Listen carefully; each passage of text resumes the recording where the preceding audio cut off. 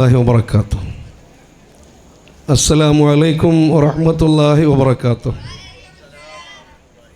बिस्मिल्लाह वल्हम्दुलिल्लाह वस्सलातु वस्सलामु अला अशरफि रसूलिल्लाह व अला आलिहि व सहबिहि अजमईन अम्मा बाद फ़अऊज़ु बिल्लाहि मिनश शैतानिर रजीम।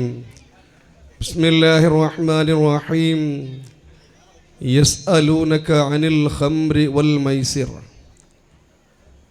कुल फ़ीहिमा इस्मुन कबीर व मनाफ़िउ लिन्नास व इस्मुहुमा अकबर मिन नफ़इहिमा क़ाल अल्लाहु अज़्ज़ व जल। ವೇದಿಕೆಯಲ್ಲಿ ಆಸೀನರಾದ ಬದ್ರಿಯಾ ವೆಲ್ಫೇರ್ ಅಸೋಸಿಯೇಷನ್ ಇದರ ಅಧ್ಯಕ್ಷರೇ, ಅದೇ ರೀತಿ ಗೌರವಾನ್ವಿತ ಪದಾಧಿಕಾರಿಗಳೇ, ಗಣ್ಯ ಅತಿಥಿಗಳೇ, ಸಭೆಯಲ್ಲಿ ಆಸೀನರಾದ ಗೌರವಾನ್ವಿತ ಸಭಾಸದರೇ, ಸಹೋದರ ಸಹೋದರಿಯರೇ, ಅಸ್ಸಲಾಮು ಅಲೈಕುಂ ವರಹಮತುಲ್ಲಾಹಿ ವಬರಕಾತು. ನನ್ನ ಭಾಷಣ ಆರಂಭಿಸುವ ಮೊದಲು ಇನ್ಶಾ ಅಲ್ಲಾ ಒಂದು 20 ನಿಮಿಷ ಮಾತನಾಡಲಿಕ್ಕೆ ಬಯಸ್ತೇನೆ. ಎಲ್ಲರೂ ಒಮ್ಮೆ ಎದ್ದು ನಿಲ್ಲಿಯಂತೆ. ತುಂಬ ಹೊತ್ತಾಯಿತು. ನಾನು 8 ಗಂಟೆಗೆ ಇಲ್ಲಿ ಬಂದು ಕುಳಿತುಕೊಂಡಿದ್ದೇನೆ. 9:45 ಆಯಿತು, 1:15 ಗಂಟೆ. ಎಲ್ಲರೂ ಒಮ್ಮೆ ಎದ್ದು ನಿಲ್ಲಿ. Stand up please. ಇನ್ನು ಹಿಂದೆ ಬೈಕಿನಲ್ಲಿ ಕೂತ್ಕೊಂಡ ನನ್ನ ಪ್ರೀತಿಯ ಸನ್ಮಿತ್ರರು ಸ್ವಲ್ಪ ಮುಂದೆ ಬನ್ನಿ. ಎಲ್ಲರೂ ಮುಂದೆ ಬನ್ನಿ. ನಮ್ಮ ಶಾಲೆಯ ಮಕ್ಕಳು ಬಹಳ ಶಿಸ್ತುಬದ್ಧವಾಗಿ ಕುಳಿತುಕೊಂಡಿದ್ದಾರೆ. ಎಲ್ಲರಿಗೂ ಕೂಡ ಅಭಿನಂದನೆಯನ್ನು ಸಲ್ಲಿಸ್ತಾ ಕೂತ್ಕೊಳ್ಳಿ. Sit down please.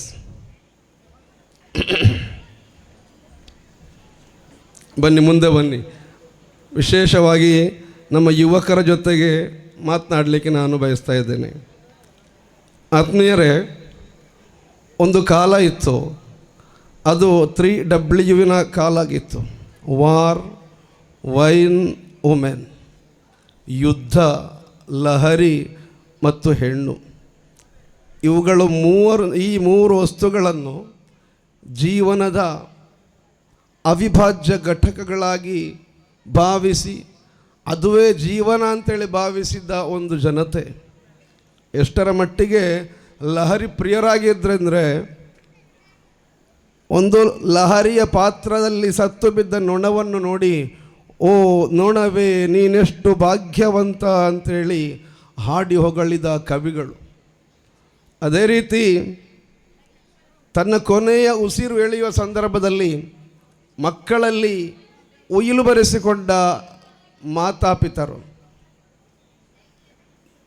ಏನಂದರೆ, ನಾನು ಸತ್ತು ಹೋದರೆ ನನ್ನನ್ನು ದ್ರಾಕ್ಷಿ ಬಳ್ಳಿಯ ಅಡಿಯಲ್ಲಿ ನನ್ನನ್ನು ಹೂಳಬೇಕು, ಆ ಬೇರಿನಿಂದ ಸಿಗುವಂತಹ ಸ್ವಲ್ಪವಾದರೂ ಆ ನಶೆ ನನ್ನ ಜಡ ಶರೀರಕ್ಕೆ ಲಭಿಸಬಹುದು ಅಂತೇಳಿ. ನಾನು ವಿಷಯಕ್ಕೆ ನೇರವಾಗಿ ಬರ್ತೇನೆ. ಇವತ್ತು ಇಲ್ಲಿ 40ನೇ ವಾರ್ಷಿಕವನ್ನು ಬಹಳ ಸಡಗರ ಸಂಭ್ರಮದಿಂದ ನೀವು ಆಚರಿಸಿದ್ದೀರಾ. ಬಹಳ ಉಪಯುಕ್ತವಾದ ಕಾರ್ಯಕ್ರಮಗಳು.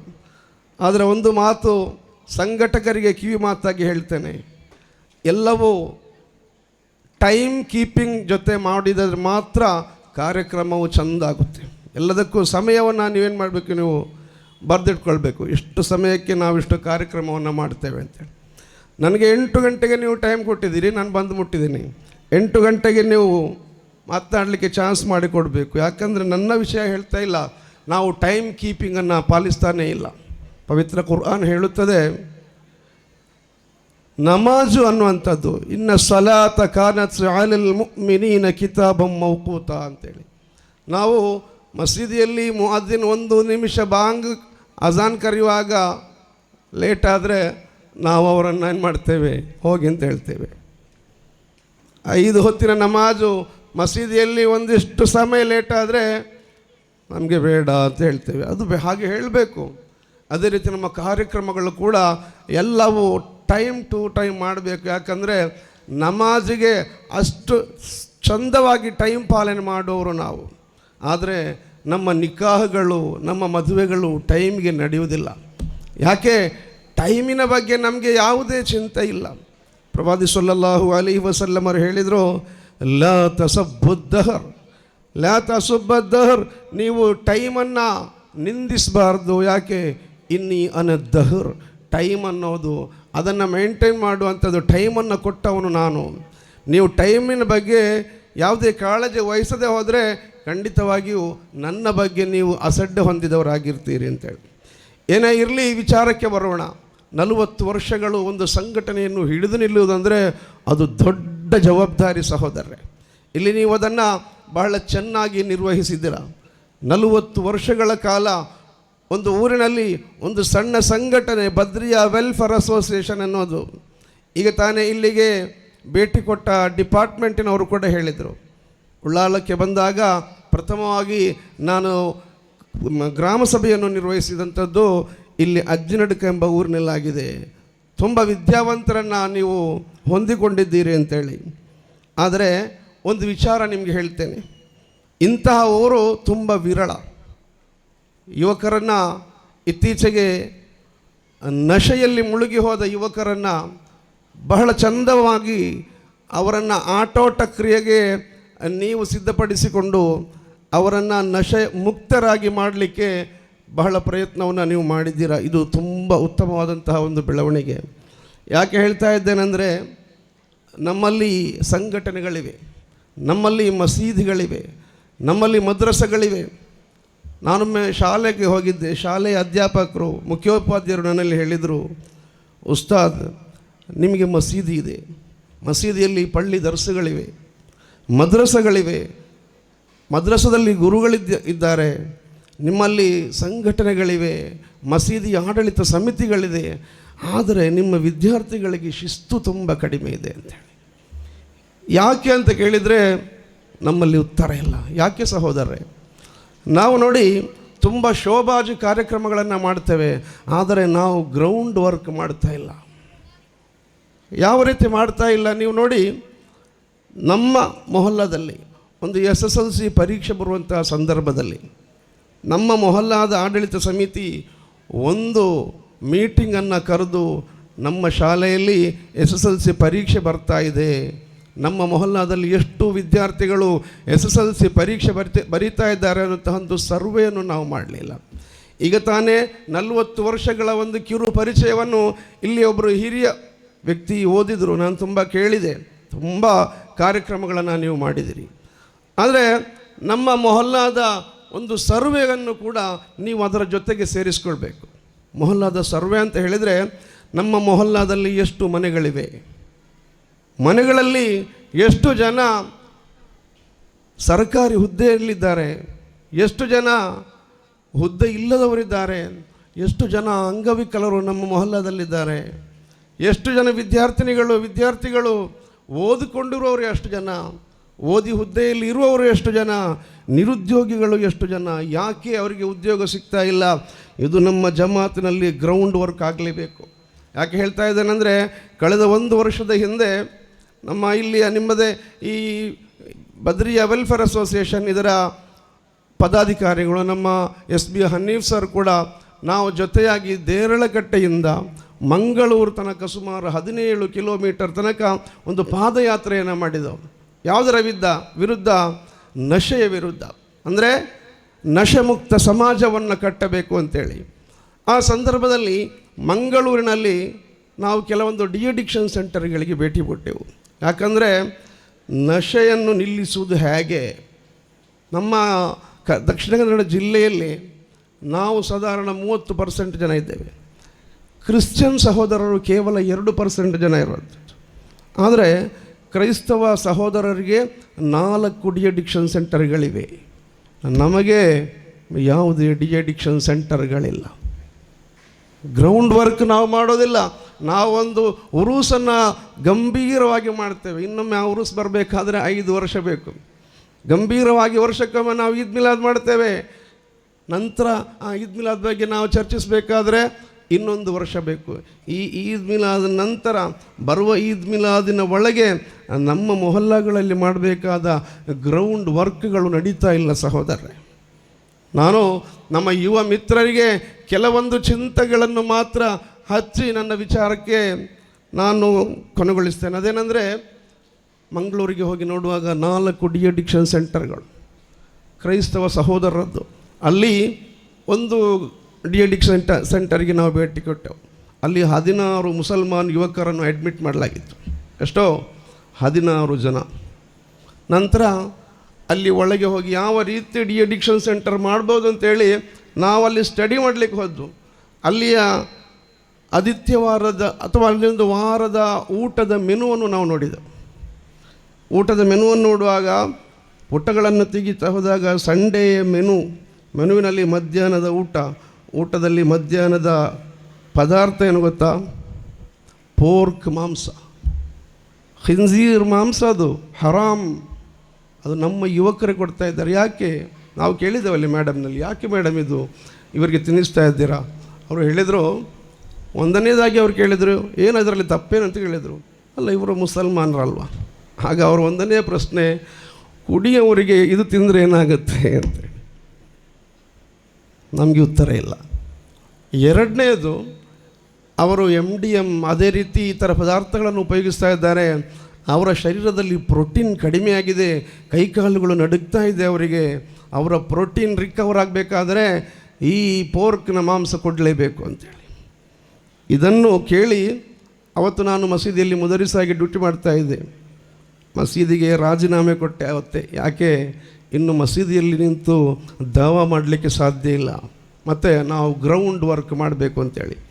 ಅದಕ್ಕೆ ಮಂಗಳೂರಿನ ಸುತ್ತಮುತ್ತಲಿರುವ 250ರಷ್ಟು ಮುಸ್ಲಿಂ ಲೀಡರ್ಸ್ಗಳನ್ನು ಭೇಟಿ ಮಾಡಿದೆವು. ಅವರನ್ನು ಒಂದು ಹೋಟೆಲ್ನಲ್ಲಿ ಮೀಟಿಂಗಿಗೆ ಕರೆದು ಮಾತನಾಡಿದಾಗ ಅವರು ಹೇಳಿದರು, ನೀವು ಏನು ಮಾಡ್ತೀರಿ ಉಸ್ತಾದ್, ನಾವು ನಿಮ್ಮ ಬ್ಯಾಕ್ ಸಪೋರ್ಟ್ ಮಾಡ್ತೇವೆ ಅಂತೇಳಿ. ಆ ನಿಟ್ಟಿನಲ್ಲಿ ನಾವು ದೇರಳಕಟ್ಟೆಯಲ್ಲಿ ಒಂದು ಕೌನ್ಸಿಲಿಂಗ್ ಸೆಂಟ್ರನ್ನು ಆರಂಭಿಸಿದೆವು. ನೀವೊಮ್ಮೆ ಭೇಟಿ ಕೊಟ್ಟು ನೋಡಿ. ಕೌನ್ಸಿಲಿಂಗ್ ಸೆಂಟರಿಗೆ ದಿನ ತಾಯಂದಿರು ಮಕ್ಕಳನ್ನು ಹಿಡ್ಕೊಂಡು ಬಂದು ಅಲ್ಲಿ ಗೋಡೆಗೆ ತಲೆ ಹೊಡೆಯುವಂಥದ್ದು, ಕೂಗುವಂಥದ್ದು, ಬೀಳುವಂಥದ್ದು, ಇದನ್ನು ಕಂಡು ಸುಸ್ತಾಗಿಬಿಟ್ಟಿದ್ದೇವೆ ಸಹೋದರರೇ. ಇವರನ್ನು ಅಡ್ಮಿಷನ್ ಮಾಡಲಿಕ್ಕಿರುವಂತಹ ಒಂದು ವ್ಯವಸ್ಥೆ ಅಲ್ಲಿ ಇಲ್ಲ ನಮಗೆ. ಆದರೆ ಫಸ್ಟ್ ಸ್ಟೇಜಲ್ಲಿರೋವರನ್ನು, ಸೆಕೆಂಡ್ ಸ್ಟೇಜಲ್ಲಿರೋವರನ್ನು ಕೌನ್ಸಿಲಿಂಗ್ ಮಾಡಿಕೊಂಡು ನಾವು ಬೆಂಗಳೂರು, ಅದೇ ರೀತಿ ಕೇರಳದಲ್ಲಿರುವಂತಹ ಡಿ ಅಡಿಕ್ಷನ್ ಸೆಂಟರ್ಗಳಿಗೆ, ರಿಹ್ಯಾಬ್ ಸೆಂಟರ್ಗಳಿಗೆ ಕಳಿಸಿಕೊಡ್ತಾ ಇದ್ದೇವೆ. ಸುಮಾರು 800ಕ್ಕಿಂತಲೂ ಹೆಚ್ಚು ಕೇಸ್ಗಳನ್ನು ನಾವೇ ಸ್ವತಃ ಕೌನ್ಸಿಲಿಂಗ್ ಮಾಡಿದ್ದೇವೆ. ಏನು, ಒಬ್ಬ ಮಹಿಳೆ ಮಗನನ್ನು ಕರ್ಕೊಂಡು ಬಂದರು. ಮಗ ರಾತ್ರಿ 12 ಗಂಟೆ 1 ಗಂಟೆಗೆ ಮನೆಗೆ ಬರುವಂಥದ್ದು, ಬಾಗಿಲು ಹೊಡೆಯುವಂಥದ್ದು, ತಾಯಿಯ ಕುತ್ತಿಗೆ ಹಿಡಿಯುವಂಥದ್ದು. ತಾಯಂದಿರಿಗೆ ಹಿಂದಿನ ಕಾಲದಲ್ಲಿ ಒಬ್ಬ ಗಂಡು ಮಗ ಮನೆಯಲ್ಲಿದ್ದರೆ ಮಲಗಲಿಕ್ಕೆ ಧೈರ್ಯ ಇರ್ತಿತ್ತು. ಇಂದು ಅದು ಹೋಯಿತು ಸಹೋದರರೇ. ಗಂಡು ಮಗುವನ್ನು ಮನೆಯಲ್ಲಿಟ್ಟು ಮಲಗುವಂತಹ ತಾಕತ್ತು, ಧೈರ್ಯ, ದಮ್ಮು ಇವತ್ತು ತಾಯಂದಿರಿಗೆ ಇಲ್ಲದ ಅವಸ್ಥೆಯಾಗಿ ಬಿಟ್ಟಿದೆ. ಮಗ ಸತ್ತು ಹೋದರೂ ಪರವಾಗಿಲ್ಲ, ಮಗನನ್ನು ಬೇಕಾದರೂ ಕೊಂದು ಬಿಡಿ ಅಂತ ಹೇಳುವಂತಹ ಮಟ್ಟಕ್ಕೆ ನಮ್ಮ ತಾಯಂದಿರು ತಲುಪಿದರೆ ಈ ನಶೆ ಎಲ್ಲಿ ಹೋಗಿ ಮುಟ್ಟಿದೆ ಅಂತೇಳಿ ನಾವು ಆಲೋಚಿಸಲೇಬೇಕು. ನಾವು ಸಂಘಟನೆಗಳ ಮೂಲಕ ಏನು ಮಾಡಲಿಕ್ಕೆ ಸಾಧ್ಯ? ಒಂದು ಸಂಘಟನೆ ಮೂಲಕ. ಈಗ ತಾನೇ ವಕೀಲರು ಮಾತನಾಡಿದರು, ತುಂಬ ಖುಷಿ ಆಯ್ತು ನನಗೆ. ಯಾಕಂದರೆ ಈ ಸಂಘಟನೆಗಳು ಅನ್ನೋವಂಥದ್ದು ನಮಗೆ ಸಿಗುವಂತಹ ಒಂದು ಅಪರ್ಚುನಿಟಿ. ಒಂದು ಮಾತಿದೆ, opportunity doesn't come in the life second time, if it come once should open the door ಅಂತೇಳಿ. ನಮಗೊಂದು ಅವಕಾಶ ಸಿಕ್ಕುವಂಥದ್ದು ಲೈಫಲ್ಲಿ 2 ಸಲ ಸಿಗೋದಿಲ್ಲ. ಒಮ್ಮೆ ನಮಗೊಂದು ಅವಕಾಶ ಸಿಗುತ್ತೆ ನೋಡಿ. ಮಾನವನಾಗಿ ಹುಟ್ಟುವುದು ಒಂದು ದೊಡ್ಡ ಅವಕಾಶ. ಒಬ್ಬ ಕವಿ ಹೇಳುತ್ತಾರೆ, ಮಾನವ ಜನುಮ ಬಲು ದೊಡ್ಡ ದಯ್ಯ, ಹಾಳು ಗೆಡಬದಿರೋ ಹುಚ್ಚಪ್ಪಗಳಿರ ಅಂತೇಳಿ. ಒಂದು ದೊಡ್ಡ ಒಂದು ಜನ್ಮ ನಮಗೆ ಸಿಕ್ಕಿದೆ, ದೊಡ್ಡಂಥ ಅವಕಾಶ ಸಿಕ್ಕಿದೆ. ಈ ಅವಕಾಶವನ್ನು ನಾವು ಉಪಯೋಗಿಸಲೇಬೇಕು. ಒಂದು ಸಣ್ಣ ಘಟನೆ ಹೇಳ್ತಾನೆ. ಹಜರತ್ ಮೂಸಾ ಅಲೈಹಿಸ್ಸಲಾಮರಲ್ಲಿ ಅಲ್ಲಾಹನು ಕೇಳುತ್ತಾನೆ, ಓ ಮೂಸಾ ಅಲೈಹಿಸ್ಸಲಾಮ್, ನನಗಾಗಿ ನೀವೇನು ಮಾಡಿದ್ದೀರಿ ಅಂತೇಳಿ. ಮೂಸಾ ನಬಿ ಅಲೈಹಿಸ್ಸಲಾಮ್ ಕೇಳ್ತಾರೆ, ಅಲ್ಲಾಹನೇ, ನಿನಗಾಗಿ ನಾನು ತೌರಾತ್ ಓದ್ತಾ ಇದ್ದೇನೆ. ಆಗ ಅಲ್ಲಾಹನು ಹೇಳ್ತಾನೆ, ಅದು ನಿಮಗಾಗಿ, ನನಗಾಗಿ ಏನು ಮಾಡ್ತಿದ್ದೀರಿ ಅಂತೇಳಿ. ಅವರು ಹೇಳಿದರು, ನಾನು ನಮಾಜು ಮಾಡ್ತಾ ಇದ್ದೇನೆ. ಅದು ನಿಮ್ಮ ಪಾರತ್ರಿಕ ಮೋಕ್ಷಕ್ಕಾಗಿ, ನನಗಾಗಿ ನೀವೇನು ಮಾಡಿದ್ದೀರಿ ಅಂತೇಳಿ. ಮೂಸಾ ಅಲೈಹಿಸ್ಸಲಾಮ್ ಕೂಗಿಬಿಟ್ರು, ಅಲ್ಲ, ನಿನಗಾಗಿ ನಾನು ಏನು ಮಾಡಬೇಕು ಹೇಳು, ನಾನು ಖಂಡಿತ ಮಾಡ್ತೇನೆ ಅಂತೇಳಿ. ಆಗ ಅಲ್ಲಾಹ್ ಸುಬ್ಹಾನಹು ವ ತಆಲಾ ಕೇಳ್ತಾರೆ, ನಾನು ಹಸಿದಿರುವಾಗ ನನಗೊಂದು ತುತ್ತು ಅನ್ನವನ್ನು ನೀವು ಕೊಟ್ಟಿದ್ದೀರಾ ಅಂತೇಳಿ. ಮೂಸಾ ಅಲೈಹಿಸ್ಸಲಾಮ್ ಕೂಗ್ತಾರೆ, ಅಲ್ಲ, ಎಲ್ಲರಿಗೂ ಅನ್ನವನ್ನು ಕೊಡುವವನು, ರಿಜಕ್ ಕೊಡುವವನು ನೀನು, ಮತ್ತು ನಮ್ಮಲ್ಲಿ ನೀನು ರಿಜಕ್ ಕೇಳಿದರೆ ಹೇಗೆ ಅಂತೇಳಿ. ಅಲ್ಲಾಹನು ಮತ್ತೆ ಕೇಳ್ತಾನೆ, ನಾನು ರೋಗಿಯಾಗಿದ್ದಾಗ ನೀವು ನನ್ನನ್ನು ನೋಡಲಿಕ್ಕೆ ಬಂದಿದ್ದೀರಾ ಅಂತೇಳಿ. ಆಗ ಕೂಡ ಹಜರತ್ ಮೂಸಾ ಅಲೈಹಿಸ್ಸಲಾಮ್ ಹೇಳ್ತಾರೆ, ರೋಗ ಕೊಡುವವನು ನೀನು, ರೋಗ ಶಿಫಾ ಮಾಡುವವನು ನೀನು, ಮತ್ತು ನಾವು ಯಾವ ರೀತಿ ನಿನ್ನನ್ನು ಭೇಟಿ ಮಾಡಬೇಕು ಅಂತೇಳಿ. ಮೂರನೇದಾಗಿ ಕೇಳ್ತಾನೆ, ನಾನು ಉಡಲು ಒಂದು ವಸ್ತ್ರ ಇಲ್ಲದ ಸಂದರ್ಭದಲ್ಲಿ ನನಗೆ ಒಂದು ತುಂಡು ವಸ್ತ್ರವನ್ನು ನೀವು ಕೊಟ್ಟಿದ್ದೀರಾ ಅಂತೇಳಿ. ಅದಕ್ಕೆ ಕೂಡ ಮೂಸಾ ಅಲೈಹಿಸ್ಸಲಾಮ್ ಕೂಗ್ತಾರೆ. ನಂತರ ಕೇಳ್ತಾರೆ, ನಾನು ಯಾವ ರೀತಿ ಅದನ್ನು ನಿರ್ವಹಿಸಬೇಕು ಅಂತೇಳಿ. ಅಲ್ಲಾಹನು ಹೇಳ್ತಾನೆ, ಮೂಸಾ, ನನ್ನ ಒಬ್ಬ ಅಡಿಮೆ, ನನ್ನೊಬ್ಬ ದಾಸ ರೋಗಿಯಾಗಿ ಆಸ್ಪತ್ರೆಯಲ್ಲಿದ್ದಾಗ ಆತನನ್ನು ನೋಡಲು ಆತನಿಗೆ ಹಣ ಇಲ್ಲದಾಗ ಡಿಸ್ಚಾರ್ಜ್ ಮಾಡಲಿಕ್ಕೆ ಹಣ ನೀವು ಕೊಟ್ಟಿದ್ರೆ ಅದು ನನ್ನನ್ನು ನೋಡಲಿಕ್ಕೆ ಬಂದ ಹಾಗೆ. ಅಂದರೆ ನಾವು ಬಹುಶಃ ಗ್ರಹಿಸಿರ್ಬೋದು, ಏನು ಗೊತ್ತಾ, ಮಸೀದಿಗೆ ಹೋದರೆ ಎಲ್ಲವೂ ಆಯಿತು, ಹಜ್ಜಿಗೆ ಹೋದರೆ ಎಲ್ಲವೂ ಆಯಿತು, ಝಕಾತ್ ಕೊಟ್ಟರೆ ಎಲ್ಲವೂ ಆಯಿತು ಅಂತೇಳಿ. ಸಾಮಾಜಿಕವಾದ ವಿಚಾರಗಳು, ನಮ್ಮ ಬದ್ರಿಯಾ ವೆಲ್ಫೇರ್ ಅಸೋಸಿಯೇಷನ್ ಮಾಡುವಂತಹ ಸಾಮಾಜಿಕ ಈ ಒಂದು ಕಾರ್ಯಕ್ರಮಗಳು ನಾವು ಮಾಡದೆ ಹೋದರೆ ಖಂಡಿತವಾಗಿಯೂ ಅಲ್ಲಾಹನ ಮುಂದೆ ಎದ್ದು ನಿಂತು ಉತ್ತರಿಸಲಿಕ್ಕೆ ನಮಗೆ ಸಾಧ್ಯ ಇಲ್ಲ. ಆ ಕಾರಣಕ್ಕಾಗಿ ನಾನು ಹೇಳುವಂಥದ್ದು, ನಮ್ಮ ಮೊಹಲ್ಲಾ ಆಡಳಿತ ಸಮಿತಿಗಳು ನನ್ನನ್ನು ಇಲ್ಲಿಗೆ ಭಾಷಣ ಮಾಡಲಿಕ್ಕೆ ಬೇಕಾಗಿ ಆಮಂತ್ರಣ ಮಾಡಲಿಕ್ಕೆ ನಿಮ್ಮ ಅಧ್ಯಕ್ಷರು ಮತ್ತು 4-5 ಪದಾಧಿಕಾರಿಗಳಲ್ಲಿ ಬಂದರು. ನಾನು ಕೇಳಿದವರಲ್ಲಿ, ಈ ಕಾರ್ಯಕ್ರಮಕ್ಕೆ ಸುತ್ತಮುತ್ತಲಿನ ಎಲ್ಲ ಜಮಾತ್ ಪ್ರತಿನಿಧಿಗಳನ್ನು ನೀವು ಕರೀತೀರಾ ಅಂತ ಕೇಳಿದೆ. ಕೆಲವರು ಬರ್ಬೋದು ಅಂತೇಳಿ ಹೇಳಿದರು. ಏನೇ ಇರಲಿ, ಇವತ್ತು ಜಮಾತ್ ಮೊಹಲ್ಲಾ ಸಮಿತಿಗಳು, ಇಂತಹ NGOಸ್ಗಳು, ಬದ್ರಿಯಾ ವೆಲ್ಫೇರ್ ಅಸೋಸಿಯೇಷನ್ ಇರಲಿ, SKSSF ಇರಲಿ, SSF ಇರಲಿ, ಇಲ್ಲಿ ಯಾವುದೇ ಸಂಘಟನೆಗಳು, ಎಲ್ಲರೂ ಕೂಡ ಮಾಡುವಂತಹ ವಿಚಾರಗಳು ಏನಿರಬೇಕಂದ್ರೆ ಮಾನವ ರಾಶಿಗೆ ಉಪಕಾರ ಆಗುವಂಥ ಕೆಲಸಗಳು ಆಗಿರಬೇಕು. ನೀವು ನೋಡಿ, ನಮ್ಮ ಮಸೀದಿಗಳಲ್ಲಿ ಎಷ್ಟು ಕಾಲ ಆಯಿತು, ನಮ್ಮ ಮಸೀದಿಯಲ್ಲಿರುವಂತಹ ಕಾರ್ಯಗಳು ಇಲ್ಲಿ ಯಾವುದೇ ಧರ್ಮದವರಿಗೆ ಕೂಡ ನಡೆಸಲಿಕ್ಕೆ ಸಾಧ್ಯ ಇಲ್ಲ. ಪ್ರತಿದಿನ 5 ಹೊತ್ತು ನಾವು ಮಸೀದಿಗೆ ಹೋಗ್ತೇವೆ ಅಲ್ವಾ? ಪ್ರತಿ ಶುಕ್ರವಾರ ನಾವು ಕಡ್ಡಾಯವಾಗಿ ಮಸೀದಿಗೆ ಹೋಗ್ತೇವೆ. ಇನ್ನೂ ಯಾವತ್ತೂ ಹೋಗೋದವನು ರಮಜಾನ್ ತಿಂಗಳಲ್ಲಾದರೂ ಹೋಗ್ತಾನೆ, ಬಿಡಿ ಈದಿಗಾದರೂ ಹೋಗ್ತಾನೆ. 2 ಈದಿಗಂತೂ ಕಡ್ಡಾಯ ಎಂಬ ರೀತಿಯಲ್ಲಿ ಮಸೀದಿಗೆ ನಾವು ಹೋಗ್ತೇವೆ. ಯಾಕೆ ಮಸೀದಿಗೆ ಹೋಗ್ತೇವೆ? ಮಸೀದಿಗೆ ಹೋಗಿ ಮಾಡುವ ನಮಾಜು ಮನೆಯಲ್ಲಿ ಮಾಡಿದರೆ ಸಹ ಸರಿಯಾಗುತ್ತೆ. ಆದರೆ ಮಸೀದಿಗೆ ಹೋಗೋದು ಯಾಕಂದರೆ ಸಾಮಾಜಿಕವಾದ ವಿಚಾರಗಳಲ್ಲಿ ನಾವು ಪರಸ್ಪರ ಬೆರೆತು ಅರಿತು ಸಹಕರಿಸಲಿಕ್ಕಾಗಿರ್ತದೆ ಮಸೀದಿಗೆ ಹೋಗುವಂಥದ್ದು. ಇಷ್ಟು ವರ್ಷಗಳಾಯಿತು ನಮ್ಮ ಮಸೀದಿಯಲ್ಲಿ ಸುಮಾರು 600 ಮನೆಗಳಿದ್ದರೆ ಈ 600 ಮನೆಗಳ ಸರ್ವೆ ಒಂದು ನಮ್ಮ ಮಸೀದಿಯಲ್ಲಿರಬೇಕು. ಸಣ್ಣ ಉದಾಹರಣೆ ಹೇಳ್ತೇನೆ, ಅಡ್ವಾನ್ಸ್ ಟೆಕ್ನಾಲಜಿ ತುಂಬ ಅಡ್ವಾನ್ಸ್ ಆಗಿದೆ, ನಾವು ಇನ್ನೂ ಕೂಡ ತುಂಬ ಹಿಂದೆ ಇದ್ದೇವೆ. ನಮ್ಮ ಮನೆಯಲ್ಲಿ ಒಂದು ಮಗು ಜನಿಸಿದರೆ ಆ ಮಗುವಿನ ಜನನದ ಡೇಟ್ನಿಂದಲೇ ನಮ್ಮ ಮಸೀದಿಯ ಸಿಸ್ಟಮಲ್ಲಿ ಅದು ಅಪ್ಲೋಡ್ ಆಗಿರಬೇಕು. ನಮ್ಮ ಮಸೀದಿಯ ಆಡಳಿತ ಸಮಿತಿಗೆ ಒಂದು ಆಫೀಸ್ ಇದೆ, ಆ ಆಫೀಸಿನಲ್ಲೊಂದು ಕಂಪ್ಯೂಟರ್ ಬೇಕು. ಅಲ್ಲಿ ನಮ್ಮ ಜಮಾತಿನ ಎಲ್ಲ ಸರ್ವೆ ಅದರಲ್ಲಿರಬೇಕು. 600 ಮನೆಗಳಲ್ಲಿ ಇರುವ ವ್ಯಕ್ತಿಗಳ ಬ್ಲಡ್ ಗ್ರೂಪ್ಗಳು ಕೂಡ ಆ ಸಿಸ್ಟಮಲ್ಲಿ ಅಪ್ಲೋಡ್ ಆಗಿರಬೇಕು. ಇವತ್ತು ಹುಟ್ಟಿದ ಮಗುವಿಗೆ 18 ವರ್ಷ ಪ್ರಾಯವಾಗುವಾಗ ಮಸೀದಿಯಿಂದ ಮನೆಗೊಂದು ಮೆಸೇಜ್ ಹೋಗಬೇಕು, ನೋಡೋ ನಿನ್ನ ಮಗನಿಗೆ 18 ವರ್ಷ ಪ್ರಾಯ ಆಗಿದೆ, ಅವನ ವೋಟರ್ ID ಆಗಿದೆಯಾ, ಅವನ ID ಆಗಿದೆಯಾ, ಅವನಿಗೆ ಆಧಾರ್ ಕಾರ್ಡ್ ಆಗಿದೆಯೋ, ಎಲ್ಲವೂ ಕೂಡ ಮಸೀದಿ ಅನ್ನುವಂಥದ್ದು ಒಂದು ಸೂಪರ್ ಮಾರ್ಕೆಟ್ ಆಗಿರಬೇಕು, ಒಂದು ಗೂಡಂಗಡಿ ಥರ ಆಗಿರಬಾರ್ದು. SSLC ಪಾಸಾದ ವಿದ್ಯಾರ್ಥಿಯನ್ನು ಕೈ ಹಿಡ್ಕೊಂಡು ಮಸೀದಿಯ ಹಜ್ರತ್ನ ಬಳಿ ಕರ್ಕೊಂಡು ಹೋಗಬೇಕು. ಆ ಮಗುವಿನ ಆಫ್ಟರ್ SSLC ಇನ್ನು SSLC ನಂತರ ಈ ಮಗುವಿಗೆ ಏನಾಗಬೇಕು ಎಂಬಂತಹ ಕೌನ್ಸಿಲಿಂಗ್ ನಮ್ಮ ಮಸೀದಿಯಲ್ಲಿ ನಡಿಬೇಕು. ಸಹೋದರರೇ, ನಮ್ಮ ಮಸೀದಿ ಅಂದರೆ ಕೇವಲ ಯಾರಾದರೂ ತೀರಿಕೊಂಡ್ರೆ ಒಮ್ಮೆ ಮಸೀದಿಗೆ ಭೇಟಿ ಮಾಡುವಂಥದ್ದು, ಯಾರಿಗಾದರೂ ನಿಕ್ಕಾ ಇರುವಾಗ ಒಮ್ಮೆ ಮಸೀದಿಗೆ ಭೇಟಿ ಕೊಡುವಂಥದ್ದು ಅಷ್ಟು ಮಾತ್ರ ಆಗದೆ ನಮ್ಮ ಮಸೀದಿಗಳಿಂದ ಒಂದು ಅಭಿವೃದ್ಧಿಯ ಕ್ರಾಂತಿ, ಬದಲಾವಣೆಯ ಬಿರುಗಾಳಿ ಬೀಸಬೇಕು ನಮ್ಮ ಮಸೀದಿಗಳಿಂದ. ಖಂಡಿತವಾಗಿಯೂ ಆ ಮಸೀದಿಗಳಲ್ಲಿರುವಂತಹ ಎಲ್ಲ ಕಾರ್ಯಕ್ರಮಗಳಿಗೂ ಇಂತಹ ವೆಲ್ಫೇರ್ ಅಸೋಸಿಯೇಷನ್ಗಳು ಬಹಳ ಖುಷಿ ಆಯಿತು ನನಗೆ. ಅಂದರೆ ಇಲ್ಲಿ ನೀವು ಸ್ಪೋರ್ಟ್ಸ್ ನಡೆಸಿ ವಿದ್ಯಾರ್ಥಿಗಳಿಗೆ ಪ್ರೈಸ್ ಕೊಟ್ಟಿದ್ದೀರಾ. ನಮ್ಮ ಈದ್ ಮಿಲಾದ್ಗಳನ್ನು ಬರುವಾಗ ಮಸೀದಿಗಳಲ್ಲಿ ಈ ರೀತಿಯ ಆಟೋಟ ಸ್ಪರ್ಧೆಗಳು ನಡೀಬೇಕು, ಅದರ ಪ್ರೈಸ್ಗಳು ಕೊಡಬೇಕು. ಯಾಕಂದರೆ ಇಂದು ನಮ್ಮ ಮಕ್ಕಳು ಮೊನ್ನೆ ನನ್ನ ಕಾಲೇಜಿಗೆ ಒಂದು 8 ವರ್ಷದ ಪ್ರಾಯವಿರುವ ಮಗುವನ್ನು ಕರ್ಕೊಂಡು ಬಂದರು. 8 ವರ್ಷ ಅದಕ್ಕೆ ಇಲ್ಲಿ ಅಡ್ಮಿಷನ್ ಕೊಡಿಸ್ಬೇಕು ಉಸ್ತಾದ್ ಅಂತ ಹೇಳಿದರು. ಯಾಕೆ ಅಂತ ಕೇಳಿದೆ. ಮಗು ಹಿಫ್ಜುಲ್ ಕುರ್ಆನ್ ಕಲೀಲಿಕ್ಕೆ ನಾವು ಕರ್ಕೊಂಡು ಬಂದಂತು. ನಾನು ಹೇಳಿದೆ ಮಗು ಸ್ವಲ್ಪ ಗಟ್ಟಿಯಾಗಲಿ, ಒಂದು 9 ವರ್ಷ 10 ವರ್ಷ ಆಗಲಿ ಅಂತೇಳಿ. ಆಗ ಅವರು ಹೇಳಿದಂತ ಗೊತ್ತುಂಟ, ಉಸ್ತಾದ್ ಮೊಬೈಲ್ ನಿರಂತರವಾಗಿ ನೋಡೋದು ಈ ಮಗುವನ್ನು ಹಿಡಿದಿಟ್ಟುಕೊಳ್ಳಲಿಕ್ಕೆ ಸಾಧ್ಯ ಇಲ್ಲ ಅಂಥೇಳಿ. ಮಕ್ಕಳನ್ನು ಮೊಬೈಲ್ ನಶೆಯಿಂದ ಮುಕ್ತಗೊಳಿಸಲು ನಮಗೆ ಸಾಧ್ಯ ಆಗ್ತಾ ಇಲ್ಲ. ಆಧುನಿಕ ಕಾಲದ ಪೇರೆಂಟ್ಸ್ಗಳಿಗೆ ದೊಡ್ಡ ಸಮಸ್ಯೆಯಾಗಿ ಬಿಟ್ಟಿದೆ ಮಕ್ಕಳು ಇವತ್ತು. ನೀವು ಹೋಗಿ ನೋಡಿ, ಪ್ರತಿ ಮನೆಯಲ್ಲಿ ಒಂದು ಮಗುವಿನ ಕೈಯಲ್ಲೊಂದರಂತೆ ಮೊಬೈಲ್ ಫೋನ್ಗಳು, ಸ್ಮಾರ್ಟ್ ಫೋನ್ಗಳಿದೆ. ಕೇರಳದಲ್ಲಿ ಒಂದು ಕ್ಯಾನ್ಸರ್ ಆಸ್ಪತ್ರೆ ಇದೆ ಸಹೋದರರೇ. ಅಲ್ಲಿ 7 ಮತ್ತು 13 ವರ್ಷದ ಎಡೆಯಲ್ಲಿರುವ ಮಕ್ಕಳಿಗೆ ಬ್ರೈನ್ ಕ್ಯಾನ್ಸರ್ ಆಗಿ ಹಲವು ಮಕ್ಕಳು ದಿನಾ ಅಡ್ಮಿಷನ್ ಆಗ್ತಾ ಇದ್ದಾರೆ. ಯಾಕೆ? ಮೊಬೈಲ್ ಫೋನ್ ಕೈಯಲ್ಲಿ ಕೊಟ್ಟು. ಕೆಲವು ತಾಯಂದಿರಿಗೆ ಅವರಿಗೂ ಸಹ ಮೊಬೈಲ್ ಫೋನ್ ನೋಡಬೇಕು. ಅದಕ್ಕೇನು ಮಾಡ್ತಾರೆ, ಒಂದು ಮೊಬೈಲ್ ಫೋನ್ ಮಗುವಿನ ಕೈಯಲ್ಲಿ ಕೊಟ್ಟು ಬಿಡ್ತಾರೆ. ತಾಯಂದಿರು ಹೆಚ್ಚಾಗಿ ಮೊಬೈಲ್ ಫೋನಿನ ದಾಸಿಗಳಾಗಿದ್ದಾರೆ.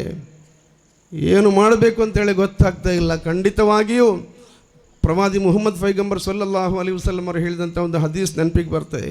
ಸಿಂಫಾನಿ ಮಿನ್ ಉಮ್ಮತಿ ಇದಾ ಸಲಹ ಸಲಹ ಅನ್ನಾಸ್ ವ ಇದಾ ಫಸದ ಫಸದ ಅನ್ನಾಸ್ ಅಲಾ ಅಲ್ ಉಲಮಾಉ ವಲ್ ಉಮರಾಉ ಔ ಕಮಾ ಕಾಲ ರಸೂಲುಲ್ಲಾಹಿ ಸಲ್ಲಲ್ಲಾಹು ಅಲೈಹಿ ವಸಲ್ಲಂ. ನನ್ನ ಉಮ್ಮತ್ತಿನಲ್ಲಿ 2 ವಿಭಾಗ ಜನ ಇದ್ದಾರೆ. ಅವರು ಉತ್ತಮರಾದರೆ ನನ್ನ ಉಮ್ಮತ್ತು ಎಲ್ಲವೂ ಸರಿಯಾಯಿತು. ಅವರು ಕೆಟ್ಟು ಹೋದರೆ ನನ್ನ ಉಮ್ಮತ್ತು ಕೆಟ್ಟು ಹೋಯಿತು. ಯಾರದು 2 ವಿಭಾಗ? ಅಲ, ನಿಶ್ಚಯವಾಗಿಯೂ ನೀವು ತಿಳಿಯಿರಿ, ಅಲ್ ಉಲಮಾಉ ವಲ್ ಉಮರಾಉ. ಒಂದನೆಯದಾಗಿ ಉಲಮಾಗಳು ವಿದ್ವಾಂಸರು, ಇನ್ನೊಂದು ಉಮರಾಗಳು ನಾಯಕರು. ಇವರಿಬ್ಬರು ಸರಿಯಾದರೆ ಎಲ್ಲ ಸರಿಯಾಗತ್ತೆ. ಇವರು ತಪ್ಪಿದರೆ ಅಂದರೆ ನೀವು ಕೇಳ್ಬೋದು ಉಲಮಾಗಳು ಹೇಗೆ ತಪ್ತಾರೆ? 5 ಹೊತ್ತು ನಮಾಜ್ ಮಾಡ್ತಾರೆ ಉಲಮಾಗಳು, ಮಸೀದಿಯಲ್ಲೇ ಇರ್ತಾರೆ ಅಲ್ವಾ? ಸಾಲದು. ಮತ್ತು ಸಾಮುದಾಯಿಕ ಕಾಳಜಿಯುಳ್ಳ ಉಲಮಾಗಳಾಗಿರಬೇಕು, ವಿದ್ವಾಂಸರಾಗಿರಬೇಕು. ಸಮಾಜದ ಕಾಳಜಿ ನಮಗಿರಬೇಕು. ನೀವು ನೋಡಿ, ಸಣ್ಣ ಉದಾಹರಣೆ ಹೇಳ್ತೇನೆ. ಇಂದು ನಮ್ಮ ಕೌಮಿನ ಒಂದು ಮದುವೆ ನಡೆಯುವುದು ನೋಡಿ ನೀವು. ಮದುವೆಗೆ ರಸ್ತೆ ಬ್ಲಾಕ್. 4 ಗಂಟೆಗೆ ನಿಖಾ ಆದರೆ 5 ಗಂಟೆಗೆ ಮದುಮಗ ಬರುವಂಥದ್ದು. ಯಾಕೆ? ಟೈಮಿಗೆ ಬಂದರೆ ಮದುಮಗನಿಗೆ ಬೆಲೆ ಇಲ್ಲ ಅಂಥೇಳಿ. ಅರ್ಧ ಗಂಟೆ 1 ಗಂಟೆ ಲೇಟ್ ಆದರೆ ಮಾತ್ರ ಅವನಿಗೆ ಬೆಲೆ ಅಂಥೇಳಿ. ನಂತರ ಆ ಮದುವೆ ಇನ್ನು ಮಸೀದಿಯಲ್ಲಿ ನಡೆದರೂ ಕೂಡ, ಇನ್ನು ಹಾಲ್ಗಳಲ್ಲಿ ನಡೆದರೂ ಕೂಡ ಮದುವೆ ಅಲ್ಲಿರುವಂಥ ಕಾಣುವಂತಹ ಒಂದು ದುಂದು ವೆಚ್ಚಗಳು. ಒಂದು ಮದುವೆ ಕಳೆಯುವಾಗ ಸಾಧಾರಣ 1 ಲಕ್ಷ 2 ಲಕ್ಷ ರೂಪಾಯಿಯ ಅನ್ನಾಹಾರಗಳನ್ನು ದುಂದು ವೆಚ್ಚ ಮಾಡಿ ಗುಂಡಿ ತೆಗೆದು ಗುಂಡಿಯೊಳಗೆ ಮುಚ್ಚಿಬಿಡುವಂತಹದ್ದು ನಾವು ಕಾಣ್ತಾ ಇದ್ದೇವೆ. ಹಿಂದೂ ಸಹೋದರರ ಮದುವೆ ನೀವು ನೋಡಿ ಎಷ್ಟು ಚಂದ, ಒಂದೇ ಒಂದು ಶಬ್ದ ಕೋಲಾಹಲ ಮದುವೆಗಳಲ್ಲಿಲ್ಲ. ಕ್ರೈಸ್ತವ ಸಹೋದರರ ಮದುವೆಗಳನ್ನು ನೀವು ನೋಡಿ ಎಷ್ಟು ಚಂದ. ಆದರೆ ಪವಿತ್ರ ಕುರ್ಆನ್ ಹೇಳುತ್ತದೆ ಏನೋ, ಕುಂತುಂ ಖೈರ ಉಮ್ಮಾ ಉಖ್ರಿಜತ್ ಲಿನ್ನಾಸ್. ಪವಿತ್ರ ಕುರ್ಆನ್ನಲ್ಲಿ क़ालल्लाहु ಅಜ್ಜ ವಜಲ್, ಕುಂತುಂ ಖೈರ ಉಮ್ಮಾ, ನೀವು ಅತ್ಯಂತ ಉತ್ಕೃಷ್ಟವಾದ ಸಮುದಾಯವಾಗಿದ್ದೀರಿ. ನಿಮ್ಮನ್ನು ಯಾಕೆ ಸೃಷ್ಟಿಸಲಾಗಿದೆ ಗೊತ್ತಾ? ಉಖ್ರಿಜತ್ ಲಿನ್ನಾಸ್, ಜನರಿಗೆ ಮಾರ್ಗದರ್ಶನ ನೀಡಲಿಕ್ಕಾಗಿ ನಿಮ್ಮನ್ನು ನಾವು ಸೃಷ್ಟಿಸಿದ್ದೇವೆ ಅಂತೇಳಿ. ಇಂದು ಜನ ನಮ್ಮಲ್ಲಿ ಬಂದು ಹೇಳ್ತಾರೆ, ನೀನು ಕುಡಿಬೇಡ, ಇಬ್ರಾಹಿಂ ಚಾ ನೀನು ಕುಡಿಬೇಡ, ಖಾದರ್ ಚಾ ನೀನು ಕುಡಿಬೇಡ ಅಂತೇಳಿ. ನಾವು ಆಚೆಗೆ ಹೇಳಬೇಕಾದಂಥದ್ದು ಇಂದು ಅವರು ನಮಗೆ ಉಪದೇಶ ನೀಡ್ತಾ ಇದ್ದಾರೆ. ಇನ್ನು ತಂದೆ ತಾಯಿಯನ್ನು ನೋಡ್ತಾ ಇಲ್ಲ, ನಾವು ಮಕ್ಕಳನ್ನು ನೋಡ್ತಾ ಇಲ್ಲ. ಮಕ್ಕಳನ್ನು ನೋಡೋ ವಿಚಾರದಲ್ಲಿ ಈಗ ತಾನೇ ಒಬ್ಬರು ಮಾತನಾಡಿದರು, ಮಕ್ಕಳನ್ನು CID ಮಾಡುವಂತಹ ಕಾರ್ಯಕ್ರಮವನ್ನು ನಾವು ಮಾಡಿಕೊಳ್ಬೇಕು ಅಂತೇಳಿ. ತುಂಬ ಖುಷಿಯಾಯಿತು. ಪವಿತ್ರ ಕುರ್ಆನ್ ಹೇಳಿದೆ, ಯಾ ಅಯ್ಯುಹಲ್ಲದೀನ ಆಮನು ಕೂ ಅಂಫುಸಕುಂ ವ ಅಹ್ಲಿಕುಂ ನಾರ. ನೀವು ಸ್ವರ್ಗಕ್ಕೆ ಹೋಗಬೇಕು, ಸಾಲದು ನಿಮ್ಮ ಮಕ್ಕಳು ಮತ್ತು ಮಡದಿಯಂದಿರನ್ನು ನೀವು ನರಕದಿಂದ ರಕ್ಷಿಸಬೇಕು ಅಂತೇಳಿ ಪವಿತ್ರ ಕುರ್ಆನ್ ಹೇಳಿದೆ. ಪ್ರವಾದಿ ಮುಹಮ್ಮದ್ ಸಲ್ಲಲ್ಲಾಹು ಅಲೈಹಿ ವಸಲ್ಲಂ ಅವರು ಹೇಳುತ್ತಾರೆ, ಅಕ್ರಿಮು ಔಲಾದಕುಂ ಫಇನ್ನ ಔಲಾದಕುಂ ತುಹಫತುಲ್ ಲಕುಂ. ನಿಮ್ಮ ಮಕ್ಕಳನ್ನು ನೀವು ಗೌರವಿಸಿ. ಯಾಕೆ? ಮಕ್ಕಳು ಅಂತ ಹೇಳಿದರೆ ಮದುವೆ ಆದ ತಕ್ಷಣ ಮಕ್ಕಳು ಹುಟ್ಟುತ್ತೆ ಅಂತೇಳಿ ನೀವು ಭಾವಿಸಬೇಡಿ. ಮದುವೆ ಆಗಿ 10 ವರ್ಷ 12 ವರ್ಷ 20 ವರ್ಷ ಕಳೆದವರು ಒಂದು ಮಗುವಿಲ್ಲದ ಕಷ್ಟಪಡುವವರು ಎಷ್ಟು ಜನ ಇದ್ದಾರೆ. ಇನ್ನು ಕೆಲವರಿಗೆ ಗಂಡು ಮಗು ಮಾತ್ರ, ಒಂದು ಹೆಣ್ಣು ಮಗು ಬೇಕು ಅಂತೇಳಿ ಕಷ್ಟಪಡುವವರು ಎಷ್ಟು ಜನ ಇದ್ದಾರೆ. ಇನ್ನು ಕೆಲವರು ಹೆಣ್ಣು ಮಕ್ಕಳು ಮಾತ್ರ, ನನಗೊಂದು ಗಂಡು ಮಗು ಬೇಕು ಅಂತೇಳಿ ಆಸೆ ಪಡುವವರು ಎಷ್ಟು ಜನ ಇದ್ದಾರೆ.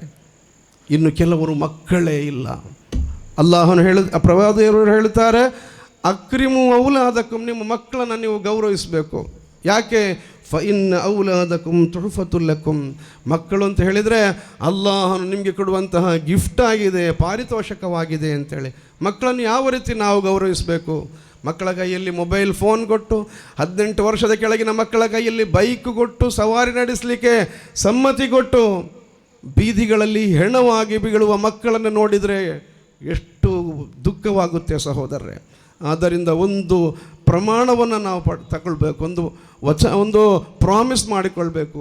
ನನ್ನ ಮಗುವಿಗೆ ನಾನು ಆಸ್ತಿ ಮಾಡಿಕೊಡೋದಕ್ಕೆ ಬದಲಾಗಿ ನನ್ನ ಮಗುವನ್ನೇ ನಾನು ಆಸ್ತಿ ಮಾಡುತ್ತೇನೆ. ನೀವತ್ತು ನೋಡಿ, ನಮ್ಮ ಮಕ್ಕಳು ಡಿಪಾರ್ಟ್ಮೆಂಟಲ್ಲಿ ಒಂದು ಡೇಟಾವನ್ನು ನಾವು ನೋಡುವಾಗ, ಪೊಲೀಸು ಅಧಿಕಾರಿಗಳಾಗಿ ನಮ್ಮ ಮಕ್ಕಳು ಎಷ್ಟು ಜನ ಇದ್ದಾರೆ? ಇಲ್ಲ. ಇಡೀ ಪೊಲೀಸ್ ಡಿಪಾರ್ಟ್ಮೆಂಟಲ್ಲಿ ಮುಸಲ್ಮಾನರದ್ದು ಕೇವಲ 6% ಇರುವಂಥದ್ದು.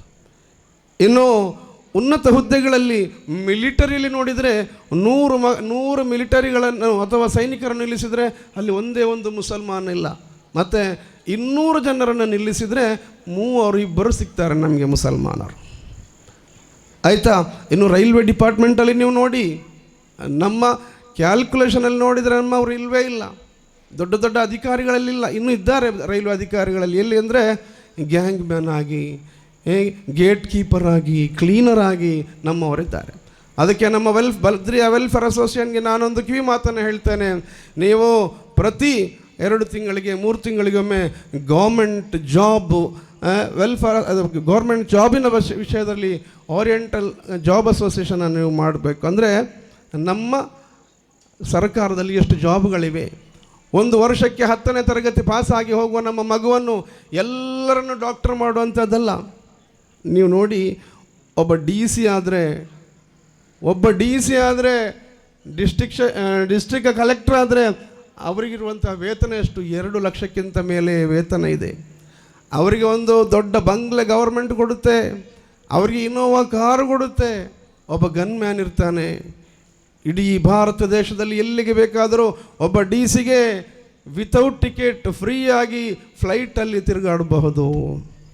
ಇಷ್ಟೆಲ್ಲ ವಿಚಾರಗಳು ನಮ್ಮ ಒಬ್ಬ ಡಿ ಸಿ ಅವರಿಗಿದೆ ಅಂತೇಳಿ ನಮ್ಮ ಮಕ್ಕಳಿಗೆ ನಾವು ಹೇಳಿಕೊಡ್ಬೇಕು. ನಮ್ಮ ಮಕ್ಕಳ ತಲೆಯಲ್ಲಿ ಆಗಬೇಕು, ನನಗೊಂದು ಡಿ ಸಿ ಆಗಬೇಕು ಅಂತೇಳಿ. ನೀವು ನೋಡಿ, ನನ್ನ ಮಗು 3ನೇ ಕ್ಲಾಸಲ್ಲಿ ಕಲಿತಾ ಇದೆ. 3ನೇ ಕ್ಲಾಸಿನಲ್ಲಿ ಕಲಿಯುವ ಮಗು ಕಳೆದ ಸಲ ಅವನು ಹೇಳ್ತಾನೆ, ಬಾಪ ನಮ್ಮ ಡಿ ಸಿ ಸರಿ ಇಲ್ಲ ಅಂಥೇಳಿ. ನಮಗೆ ಡಿ ಸಿ ಅಂತ ಹೇಳಿದರೆ ಈಗ ಗೊತ್ತಾದು ಯಾಕೆ ಸರಿ ಇಲ್ಲ ಅಂತೇಳಿ, ಮಳೆ ಬರುವಾಗ ರಜೆ ಕೊಡ್ತಾ ಇಲ್ಲ ಅಂತೇಳಿ. ನಮ್ಮ ಮಕ್ಕಳಿಗೆ ಈಗ ತುಂಬ ಅರಿವಿದೆ. ಅವರಿಗೆ ಈ ಲೆವೆಲಲ್ಲಿ ಚಿಂತಿಸುವಂತಹ ಒಂದು ಮೆಂಟಾಲಿಟಿಯನ್ನು ನಮ್ಮ ಮನೆಯಿಂದ ಮಾಡಿಕೊಡಬೇಕು.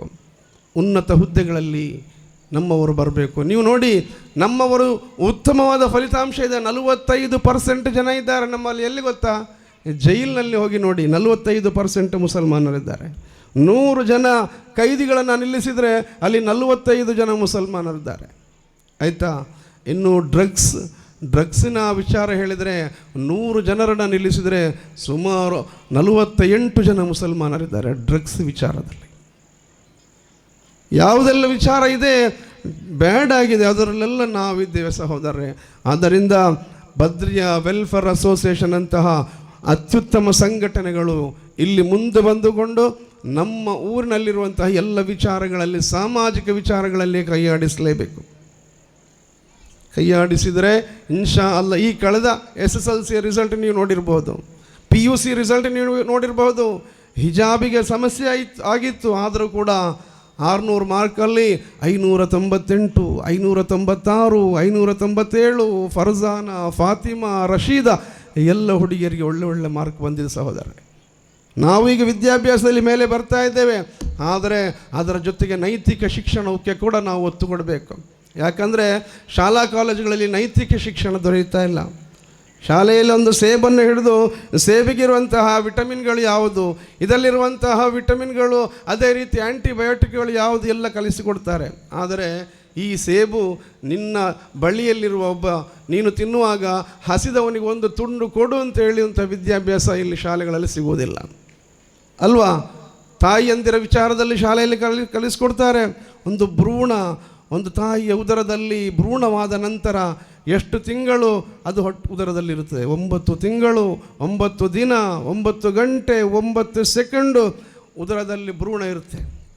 ಆದರೆ ಆ ಭ್ರೂಣ ತಾಯಿಯ ಉದರದಲ್ಲಿರುವಾಗ ತಾಯಿ ಎಷ್ಟು ನೋವನ್ನು ಅನುಭವಿಸ್ತಾಳೆ ಅನ್ನುವಂತಹ ಶಿಕ್ಷಣ ಶಾಲೆಗಳಲ್ಲಿ ಕೊಡೋದಿಲ್ಲ. ನೈತಿಕ ಶಿಕ್ಷಣ ಇಲ್ಲ.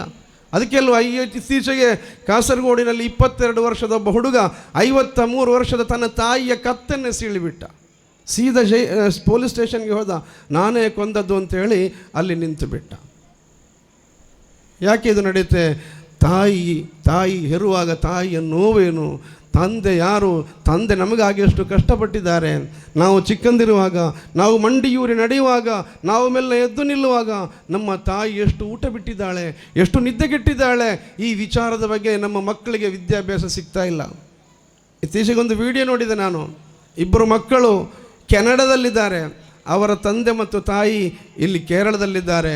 ಅವರು ನೋಡೋದು ಕೂಡ ಇಲ್ಲ. ತಂದೆ ತಾಯಿಯ ಸಂಪತ್ತೆಲ್ಲ ಬರೆದು ಅವರ ಹೆಸರಲ್ಲಿ ಇಟ್ಟುಕೊಂಡಿದ್ದಾರೆ, ಆದರೆ ತಂದೆ ತಾಯಿಯನ್ನು ನೋಡೋದಿಲ್ಲ.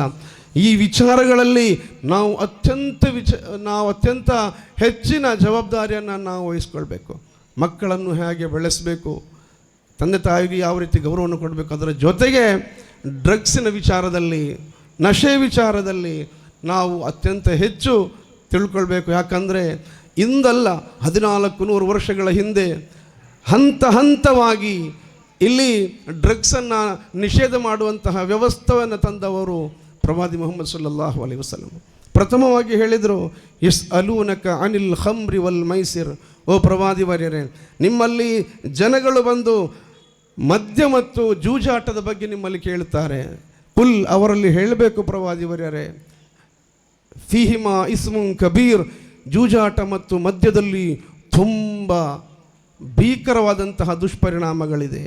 ಆದರೆ ಒಮನಾಫಿഉ ಲಿನ್ನಾಸ್, ಕೆಲವೊಂದು ಉಪಕಾರಗಳು ಕೂಡ ಇದೆ. ಏನು ಉಪಕಾರ? ಕುಡಿದಾಗ ಸ್ವಲ್ಪ ಮಸ್ತಾಗುತ್ತದೆ, ಸ್ವಲ್ಪ ಎಂಜಾಯ್ಮೆಂಟ್ ಆಗುತ್ತೆ, ಮನೋರಂಜನೆ ಆಗುತ್ತೆ ಅಷ್ಟೇ. ಒಮನಾಫಿಉ ಲಿನ್ನಾಸ್, ಆದರೆ ವ ಇಸ್ಮುಹುಮಾ ಅಕ್ಬರು ಮಿನ್ ನಫ್ಇಹಿಮಾ, ಅದರ ದುಷ್ಪರಿಣಾಮಗಳು ಈ ಕೆಲವು ಚಿಲ್ಲರ ಉಪಕಾರಗಳಿಗಿಂತ ಕೂಡ ದೊಡ್ಡ ಭಯಾನಕವಾದ ಪರಿಣಾಮಗಳು ಅದರಲ್ಲಿದೆ. ಆದ್ದರಿಂದ ಅಲ್ಲಿಗೆ ಹೋಗಬೇಡಿ ಅಂತೇಳಿ. ತದನಂತರ ಮತ್ತೊಂದು ಆಯತ್ತು ನಾಜಿಲಾಯಿತು. ಪವಿತ್ರ ಕುರ್ಆನ್ ಹೇಳಿತು, ಲಾ ತಕ್ರಬು ಸ್ವಲಾ ವ ಅಂತುಂ ಸುಕಾರ, ನೀವು ಕುಡಿದು ಪಾನಮತ್ತರಾಗಿ ನಮಾಜ್ ಮಾಡಲಿಕ್ಕೆ ಬರಬೇಡಿ ಅಂತೇಳಿ. ಹಾಗೆ ಅವರಿಗೆ ಒಳ್ಳೆ ಚಾನ್ಸ್ ಆಯಿತು. ರಾತ್ರಿ ಇಶಾ ನಮಾಜಿನ ನಂತರ ಕಂಠ ಪೂರ್ತಿ ಕುಡಿದು ಮಲಗಲಿಕ್ಕೆ ಸ್ಟಾರ್ಟ್ ಮಾಡಿದರು. ನಂತರ ಪವಿತ್ರ ಕುರ್ಆನ್ನಲ್ಲಿ ಕೊನೆಯದಾಗಿ ಪವಿತ್ರ ಕುರ್ಆನ್ ಮಾತನಾಡಿತು, ಇನ್ನಮಲ್ ಖಮ್ರು ವಲ್ ಮೈಸಿರ್ ವಲ್ ಅನ್ಸಾಬು ವಲ್ ಅಜ್ಲಾಮು ರಿಜ್ಸುಂ ಮಿನ್ ಅಮಲಿ ಶೈತಾನ್ ಫಜ್ತನಿಬೂಹು ಲಅಲ್ಲಕುಂ ತುಫ್ಲಿಹೂನ್. ಈ ಲಹರಿ, ಈ ಜೂಜಾಟ, ಈ ವಿಗ್ರಹಾರಾಧನೆ, ಅದೇ ರೀತಿ ಈ ಶುಭ ಲಕ್ಷಣಗಳನ್ನು ಪರೀಕ್ಷಿಸುವಂಥದ್ದು ಎಲ್ಲವೂ ರಿಜ್ಸುಂ ಮಿನ್ ಅಮಲಿ ಶೈತಾನ್, ಇದು ಶೈತಾನಿನ ವಕ್ರೀಭವನಗಳಾಗಿದೆ. ಆದ್ದರಿಂದ ಫಜ್ತನಿಬೂಹು, ನೀವು ಕುಡಿಯಲೇಬೇಡಿ, ಇವುಗಳನ್ನೆಲ್ಲವನ್ನು ಅವಾಯ್ಡ್ ಮಾಡಿ. ಯಾಕೆ? ಲಅಲ್ಲಕುಂ ತುಫ್ಲಿಹೂನ್, ನಿಮಗೆ ವಿಜಯ ಮೋಕ್ಷ ಬೇಕಾದರೆ ನೀವು ಮದ್ಯಪಾನವನ್ನು ಬಿಟ್ಟು ಬಿಡಿ ಅಂತೇಳಿ. ಕೆಲವರು ಇವತ್ತು ಬೆಳಿಗ್ಗೆ ಒಬ್ಬ ಕೌನ್ಸಿಲಿಂಗ್ಗೆ ಬಂದಿದ್ದ. ಇವತ್ತು ಬೆಳಿಗ್ಗೆ ಆತ ಹೇಳ್ತಾನೆ, ನಾನು ಕುಡಿತೇನೆ ಗುರುಗಳೇ. ಯಾಕೆ ಕುಡಿತಿ? ನನ್ನ ಪತ್ನಿಯ ಕಾರಣಕ್ಕಾಗಿ ನಾನು ಕುಡಿತೇನೆ. ಅವಳು ಏನು ಮಾಡ್ತಾಳೆ? ಅವಳು ಮನೆಯಲ್ಲಿ ಸರಿಯಾಗಿ ಸ್ವಚ್ಛತೆ ಮಾಡೋದಿಲ್ಲ, ಬೇಕಾಗುವಾಗ ಅವಳು ಸ್ನಾನ ಮಾಡೋದಿಲ್ಲ, ಅವಳೊಂದು ಉದಾಸೀನ ಮಾಡ್ತಾಳೆ. ಅವಳಿಗೆ ನಾನು ಉಪದೇಶಿಸಿ ಎಲ್ಲ ಆಯಿತು, ಅವಳು ಕೇಳೋದೇ ಇಲ್ಲ. ಮನೆಯಲ್ಲಿ ನೋಡುವಾಗ ಯಾವತ್ತೂ ಕಸ ಗುಡಿಸೋದಿಲ್ಲ, ರಾತ್ರಿ ಪಾತ್ರೆ ತೊಳೆಯದೆ ಮಲಗ್ತಾಳೆ. ಇದನ್ನೆಲ್ಲ ನೋಡುವಾಗ ನಾನು ಲಾಸ್ಟಿಗೆ ಟೆನ್ಷನ್ ಆಗಿ ಕುಡಿದು ಬಿಟ್ಟೆ ಅಂತೇಳಿ. ಸಹೋದರರೇ, ನನ್ನ ಯುವ ಸಹೋದರರು ಆಲೋಚಿಸಬೇಕು, ಕುಡಿದ್ರೆ ಅವಳು ಸರಿಯಾಗ್ತಾಳ? ಇಲ್ಲ. ನೀನು ಕುಡಿದ್ರೆ ಅವಳು ಪಾತ್ರ ತೊಳಿತಾಳ? ಇಲ್ಲ. ಆದ್ದರಿಂದ ಕುಡಿತದ ಚಟ ಯಾವುದಕ್ಕೂ ಪರಿಹಾರ ಇಲ್ಲ. ಕೆಲವು ಯುವಕರು ಹೇಳೋದಿದ್ರೆ ಟೆನ್ಷನ್ ಆಗಿ ಕುಡಿತೇನೆ, ಮತ್ತೆಂತ ಮಾಡೋದು? ಇವತ್ತು ನೀವು ಒಂದು ಭಯಾನಕ ಅವಸ್ಥೆ. ಸುಮಾರು 60 ವರ್ಷ ಪ್ರಾಯದ ಒಬ್ಬ ತಂದೆ ಕೌನ್ಸಿಲಿಂಗ್ಗೆ ಬಂದಿದ್ದರು. ಅವರು ಹೇಳಿದ್ದೆಂತ ಗೊತ್ತಾ? ನನ್ನ ಮಕ್ಕಳನ್ನು ನೋಡೋದಿಲ್ಲ, ನನ್ನ ಪತ್ನಿ ತೀರಿಕೊಂಡಿದ್ದಾಳೆ, ಮನೆಯಲ್ಲಿ ನಿಮಗೆ ಚಾಯ್ ಬೇಕಾ, ನಿಮಗೆ ಊಟ ಬೇಕಾ, ಸಮಯಕ್ಕೆ ಸರಿಯಾಗಿ ಅವರು ಕೊಡೋದಿಲ್ಲ. ನನಗೆ ಒಮ್ಮೊಮ್ಮೆ ನಾನು ಆಲೋಚಿಸ್ತೇನೆ, ನಾನು ಆತ್ಮಹತ್ಯೆ ಮಾಡಿಕೊಳ್ಳಲ್ಲ ಅಂತೇಳಿ. ನೋಡಿ, ಮನೆಯಲ್ಲಿ ಮಕ್ಕಳು ನೋಡಿಕೊಳ್ಳದ ವಯಸ್ಕರು, ಅವರಿಗೆ ತುಂಬ ಟೆನ್ಷನ್ ಇದೆ. ಇವತ್ತು ತುಂಬ ವಯಸ್ಕರನ್ನು ನೀವು ಇವತ್ತು ಗೌರವಿಸಿದ್ದೀರಿ, ನನಗೆ ತುಂಬ ಖುಷಿಯಾಯಿತು ಸಹೋದರರೇ. ಯಾಕೆ? ಊರಿನಲ್ಲಿ ವಯಸ್ಕರಿಗೆ ಗೌರವ ಕೊಡಬೇಕು. ಪ್ರವಾದಿ ಸಲ್ಲಲ್ಲಾಹು ಅಲೈಹಿ ವಸಲ್ಲಂ ಅವರು ಹೇಳಿದ್ದಾರೆ, ಅದೇನೆಂದರೆ ಮಲ್ಲಂ ಯುಬಜ್ಜಿಲ್ ಕಬೀರನ ವಮಲ್ಲಂ ಯರ್ಹಂ ಸಗೀರನ ಫಲೈಸ ಮಿನ್ನಾ ಔ ಕಮಾ ಕಾಲ ರಸೂಲುಲ್ಲಾಹಿ ಸಲ್ಲಲ್ಲಾಹು ಅಲೈಹಿ ವಸಲ್ಲಂ. ನಮ್ಮ ಸಮುದಾಯದಲ್ಲಿರುವ ಹಿರಿಯರನ್ನು ಗೌರವಿಸದವರು, ಕಿರಿಯರನ್ನು ಕರುಣೆ ತೋರಿಸದವರು ಫಲೈಸ ಮಿನ್ನ, ಅವನು ಮನುಷ್ಯನೇ ಅಲ್ಲ, ಅವನು ಮುಸಲ್ಮಾನನೇ ಅಲ್ಲ ಅಂತೇಳಿ ಪ್ರವಾದಿಯವರು ಹೇಳಿದರು. ಆದರೆ ಗೌರವ ಕೇವಲ ವೇದಿಕೆಯ ಮೇಲೆ ಮಾತ್ರ ಆಗಬಾರ್ದು. ನಮ್ಮ ಮನೆಯಲ್ಲಿರುವ ತಂದೆಯನ್ನು ನಾವು ಗೌರವಿಸಬೇಕು. ತಂದೆ ಮನೆಯಲ್ಲಿರ್ತಾರೆ, ನಾವು ಗ್ರಹಿಸ್ತೇವೆ ಅಂತ ಗೊತ್ತಾ? ತಂದೆಗೆ ನಾವು ಮೆಡಿಸಿನ್ ಕೊಡ್ತೇವೆ, ಊಟ ಕೊಡ್ತೇವೆ. ಆದರೆ ತಂದೆಗೆ ಒಂದು ಪಾಕೆಟ್ ಮನಿಯನ್ನು ಕೂಡ ಕೊಡಬೇಕು. ಒಂದು ದಿನ ಒಂದು 100 ರೂಪಾಯಿ, ಅದರ ಒಂದು 50 ರೂಪಾಯಿ ತಂದೆ ಕೊಡಬೇಕು. ಒಮ್ಮೆ ತಂದೆಯನ್ನು ಕರ್ಕೊಂಡು ಟೌನಿಗೆ ಹೋಗಬೇಕು. ಏನು ಬೇಕಾ ಅವರಿಗೆ? ಮಸಾಲೆ ದೋಸೆ ಬೇಕಾ, ಅಲ್ಲ ಚರ್ಮುರಿ ಬೇಕಾ? ಎಲ್ಲೊಮ್ಮೆ ಸುತ್ತಾಡಿಸಿಕೊಂಡು ಬರುವಾಗ ತಂದೆಯ ಜೊತೆ ಕುಳಿತುಕೊಂಡು ಮಾತನಾಡಬೇಕು. ಬಾಪ ಎಂದು ಬೇಣ, ಬಾಪ ಎಂದರೆ ಬೇಣ, ನಿಂಗೆ ಹುಷಾರುಲ್ಲಾರ, ಮರಂದು ತೀರ್ದಿರ, ನೀವು ತಗೊಂಡು ಬರೋದು ಬೇಡ, ಅದು ಮುಗ್ದಿದ ಅಂತೇಳಿ ಒಮ್ಮೆ ಕೇಳುವಾಗ ಅವರ ಮನಸ್ಸಿಗೆ ಲಭಿಸುವಂತಹ ಒಂದು ಖುಷಿ, ಆ ಒಂದು ಆನಂದ. ತಾಯಿಯ ಹತ್ತಿರ ಹೋಗಿ ಕೂತ್ಕೊಳ್ಬೇಕು. 1-2 ನಿಮಿಷ ತಾಯಿಯನ್ನು ನೋಡಬೇಕು. ತಾಯಿಯ ಮುಖವನ್ನು ನೋಡುವಂಥದ್ದು, ತಂದೆಯ ಮುಖವನ್ನು ನೋಡುವಂಥದ್ದು, ಕಾಬಾ ಶರೀಫನ್ನು ನೋಡುವಂಥದ್ದು ನಮ್ಮ ಜೀವನದ ಅತ್ಯಂತ ಶ್ರೇಷ್ಠವಾದ ಸಮಯವಾಗಿದೆ. ಪವಿತ್ರ ಕುರ್ಆನ್ನ ಪೇಜುಗಳನ್ನು ನೋಡುವಂಥದ್ದು. ನಾವಿಂದು ಫುಲ್ ಆಗಿ ಮೊಬೈಲ್ ಫೋನನ್ನೇ ನೋಡ್ತಾ ಇದ್ದೇವೆ. ನಮಗೆ ಬೇರೆ ಏನು ಕಾಣುತ್ತಾ ಇಲ್ಲ ಸಹೋದರರೇ. ನಾನು ಹೆಚ್ಚಿಗೆ ಮಾತಾಡಲಿಕ್ಕೆ ಹೋಗೋದಿಲ್ಲ, ಯಾಕಂದರೆ 9:30 ಆಗಿದೆ ನಾನು ಮಾತನಾಡುವಾಗ. ಇನ್ನು ಒಂದು 20 ನಿಮಿಷ ಮಾತನಾಡುವ ಅಂಥೇಳಿ. ಯಾಕಂದರೆ ನಿಮ್ಮ ಮೂಡೆಲ್ಲ ಭಾಷಣ ಕೇಳುವ ಇದರಲ್ಲಿ ಇಲ್ಲ. ನೀವು ಮನೋರಂಜನೆಯ ಮಕ್ಕಳಿಗೆ ಪ್ರೈಸ್ ಕೊಟ್ಟ ಪ್ರೈಸನ್ನೆಲ್ಲ ಮನೆಯಲ್ಲಿ ಹೋಗಿ ನೋಡಬೇಕು ಅಂತೇಳಿ ಎಲ್ಲರ ಮನಸ್ಸಿನಲ್ಲಿರ್ಬೋದು. ಏನೇ ಇರಲಿ, ನಿಮ್ಮ ಯುವಕರ ಒಂದು ಐಕ್ಯ ನನಗೆ ತುಂಬ ಖುಷಿಯಾಯಿತು. ಕೆಲವು ಕಡೆ ಕಾರ್ಯಕ್ರಮಗಳೆಲ್ಲ ನಡೀತದೆ, ಒಂದು ಟೀಮ್ ಯುವಕರು ಸ್ಟೇಜಿನ ಹಿಂದೆ ನಿಂತು ಗಲಾಟೆ ಮಾಡ್ತಾ ಇರ್ತಾರೆ. ಅದು ಸಮ ಇಟ್ಲ, ಇದು ಸಮ ಇಟ್ಲ, ಅವನಿಗೆಂದು ಕೊಡುತ್ತೆ, ಅವನಿಗೆಂದು ಈ ಪಾಠಿ. ಆದರೆ ಮಾಷಾ ಅಲ್ಲ, ಇಲ್ಲಿ ಯುವಕರು ಒಳ್ಳೆ ಹುರುಪಿನಿಂದ ಇಲ್ಲಿ ಅಧ್ಯಕ್ಷರು ಹೇಳುವಾಗ ಎಲ್ಲವನ್ನು ಮ್ಯಾನೇಜ್ ಮಾಡಿಕೊಂಡು ನೀವು ಮಾತನಾಡಿದ್ದೀರಿ, ನೀವು ಕಾರ್ಯಕ್ರಮವನ್ನು ವೀಕ್ಷಿಸಿದ್ದೀರಿ. ಅದು ನನಗೆ ತುಂಬ ಖುಷಿಯಾಗಿದೆ. ನಾನು ಹೆಚ್ಚೇನು ಮಾತನಾಡೋದಿಲ್ಲ. ಇನ್ನು ಈ ಕಾರ್ಯಕ್ರಮ ಈ ಔಟ್ಡೋರ್ ಪ್ರೋಗ್ರಾಮ್ ಅಲ್ಲ, ನಾನು ಗ್ರಹಿಸಿದ್ದು ಒಂದು ಇಂಡೋರ್ ಕಾರ್ಯಕ್ರಮ ಆಗಿರ್ಬೋದು ಅಂತೇಳಿ. ನಮಗೆ ತುಂಬ ಮಾತನಾಡಲಿಕ್ಕಿದೆ. ಕೇವಲ ಇಷ್ಟು ದೂರದಿಂದ ಮಾತನಾಡಿದರೆ ಅದು ಅಟ್ಯಾಚ್ ಆಗೋದಿಲ್ಲ. ಕ್ಲಾಸ್ ಆಗಿರಬೇಕು.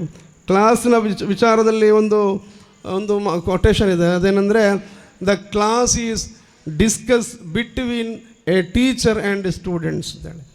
ಒಬ್ಬ ಟೀಚರ್ ಮತ್ತು ಸ್ಟೂಡೆಂಟ್ಸ್ಗಳು ಕುಳಿತುಕೊಂಡು ಒಂದು ವಿಚಾರದ ಬಗ್ಗೆ ಚರ್ಚೆ ಮಾಡಬೇಕು. ಆಗ ನಮಗೆ ತುಂಬ ವಿಚಾರಗಳನ್ನು ಡಿಸ್ಕಸ್ ಮಾಡಲಿಕ್ಕೆ ಇರ್ತದೆ. ಇನ್ಶಾ ಅಲ್ಲಾ ನಮ್ಮ ಅಧ್ಯಕ್ಷರು ಹೇಳಿದ್ದಾರೆ, ಇನ್ಶಾ ಅಲ್ಲಾ ಉಸ್ತಾ ಇನ್ನೊಮ್ಮೆ ನಾವು ಬರಬೇಕು. ಇಲ್ಲಿ ಒಂದು ಇಂಡೋರಲ್ಲಿ ನಮ್ಮನ್ನು ಯುವಕರನ್ನ ಜೊತೆ ಕೂರಿಸಿಕೊಂಡು, ಅದೇ ರೀತಿ ಆಡಳಿತ ಸಮಿತಿಯವರನ್ನ ಜೊತೆಗೂಡಿಸಿಕೊಂಡು ಮಾತನಾಡಬೇಕು. ಅದೇ ರೀತಿ ನಮ್ಮ ತಾಯಂದಿರ ಜೊತೆ ಮಾತಾಡಬೇಕು, ತುಂಬ ಮಾತಾಡಬೇಕು. ನಾವು ಇವತ್ತೆಲ್ಲ ಕಮ್ಯುನಿಕೇಷನ್ ಇಲ್ಲದೆ ಎಲ್ಲ ಹಾಳಾಗಿ ಹೋಗಿದೆ. ತಾಯಿಯಲ್ಲಿ ಮಾತಾಡಿದ ಅದೆಷ್ಟೋ ಸಮಯ ಆಗಿರ್ಬೋದು, ತಂದೆಯ ಮುಖ ನೋಡೋದು ಅದೆಷ್ಟೋ ಸಮಯ ಆಗಿರ್ಬೋದು. ಎಲ್ಲರೂ ಕೂಡ ಇವತ್ತೇ ಒಂದು ಪ್ರಮಾಣ ವಚನವನ್ನು ಮಾಡಿ, ಇನ್ಶಾ ಅಲ್ಲಾ ನನ್ನ ತಾಯಿಯ ಮುಖವನ್ನು ನಾನು ನೋಡ್ತೇನೆ, ನನ್ನ ತಂದೆಯ ಜೊತೆ ನಾನು ಮಾತಾಡ್ತೇನೆ, ನನ್ನ ಪತ್ನಿಯ ಜೊತೆ ಕೂತುಕೊಂಡು ಮಾತನಾಡ್ತೇನೆ. ನೀವು ನೋಡಿ, ಸಾಧಾರಣ ಒಂದು 60 ದಾಂಪತ್ಯ ಜೀವನದ ಎಡೆಯಲ್ಲಿರುವ ಬಿರುಕಿನ ಸಮಸ್ಯೆಯನ್ನು ಸರಿ ಮಾಡಲಿಕ್ಕೆ ಒಂದು ಕೌನ್ಸಿಲಿಂಗ್ ಮಾಡಿದೆ. ಎಲ್ಲರೂ ಹೇಳಿದೇನು ಗೊತ್ತಾ? ಪತಿ ರಾತ್ರಿ ಬೆಡ್ರೂಮಿಗೆ ಬರ್ತಾನೆ, ಬಂದು ಮಂಚದ ಒಂದು ಸೈಡಲ್ಲಿ ಕೂತ್ಕೊಳ್ತಾನೆ, ಪತ್ನಿ ಮತ್ತೊಂದು ಸೈಡಲ್ಲಿ ಕೂತ್ಕೊಳ್ತಾಳೆ. ಇಬ್ಬರು ಕೂಡ ಮೊಬೈಲ್ ಫೋನಲ್ಲೇ ಬ್ಯುಸಿ ಆಗ್ತಾರೆ. ಬ್ಯುಸಿ ಆಗಿ ಆಗಿ ಆಗಿ ಸಾಧಾರಣ 9 ಗಂಟೆಗೆ ಕೂತವರು 12 ಗಂಟೆ ಆಗುವಾಗ ಹೊರಂಗ ಮೊಬೈಲ್ ಫೋನಲ್ಲಿಟ್ಟು ಇಬ್ಬರು ಕೂಡ ಸೈಡಲ್ಲಿ ಬೀಳ್ತಾರೆ. ಒಂದು ದಾಂಪತ್ಯ ಜೀವನದ ಒಂದು ಆನಂದ ಇಲ್ಲ ಯಾರೇ ಕೂಡ. ಪತಿ ಪತ್ನಿಯರು ಪರಸ್ಪರ ತಿಳಿದುಕೊಳ್ಳೋದಿಲ್ಲ. ಎಲ್ಲ ವಿಚಾರಗಳಲ್ಲೂ ಕೂಡ ನಮಗೆ ಇನ್ಶಾ ಅಲ್ಲಾ ಸರಿ ಮಾಡಲಿಕ್ಕೆ ಇದೆ. ಅಲ್ಲಾಹ್ ನಮಗೆ ತೌಫೀಕ್ ನೀಡಲಿ. ನಮ್ಮ ಬದ್ರಿಯಾ ವೆಲ್ಫೇರ್ ಅಸೋಸಿಯೇಷನ್ ಅಂತಹ ವೆಲ್ಫೇರ್ ಅಸೋಸಿಯೇಷನ್ಗಳು ಒಟ್ಟಾಗಿ ನಾವೊಂದು ಗ್ರೌಂಡ್ ವರ್ಕ್ ಮಾಡಬೇಕು. ಈಗ ತಾನೇ ಹೇಳಿದ ಹಾಗೆ ನಮ್ಮ ಮಕ್ಕಳ ಶಾಲೆಗೆ ಹೋಗುವ ಮಕ್ಕಳ, ಮದ್ರಸೆಗೆ ಹೋಗುವ ಮಕ್ಕಳ ಪುಸ್ತಕಗಳನ್ನು, ಅವರ ಚೀಲಗಳನ್ನು ದೈನಂದಿನ ಪರೀಕ್ಷಿಸಬೇಕು. ಮಕ್ಕಳನ್ನು ನಮ್ಮ ಶತ್ರುಗಳಂತೆ ನಮ್ಮ ಮನಸ್ಸಲ್ಲಿರಬೇಕು, ಅವರಿಗೆ ಪ್ರೀತಿ ಕೊಡಬೇಕು.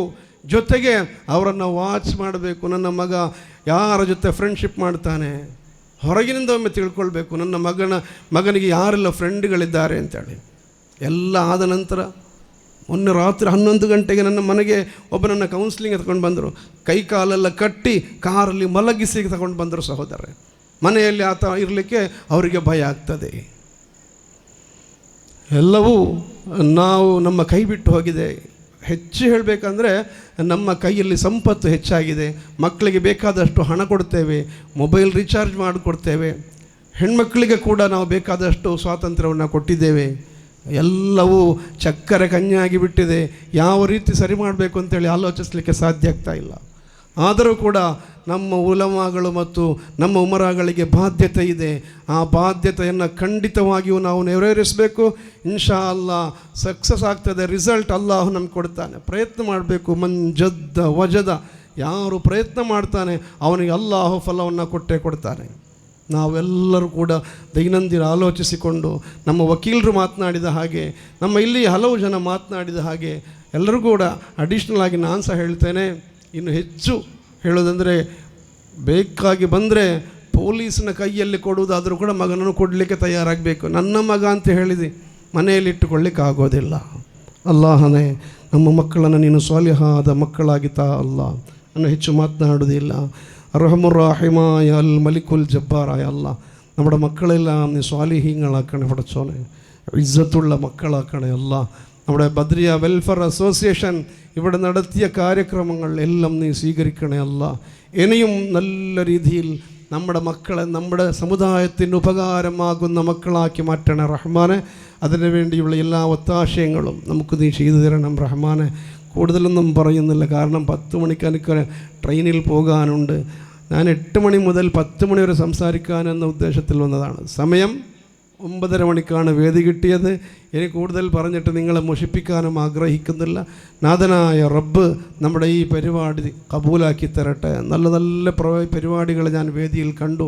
ഇതെല്ലാം അള്ളാഹുവിൻ്റെ പക്കൽ ഒരു കൂലിയുള്ള നല്ല പരിപാടികളാക്കി മാറ്റണേ റഹ്മാനെ.